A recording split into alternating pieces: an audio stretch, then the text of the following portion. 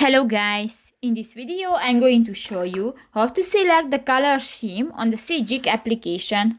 But first of all, I just want to mention, please don't forget to subscribe to our channel, because at 100,000 subscribers we are going to show you our YouTube revenue statistics and growth strategy, how to make money online.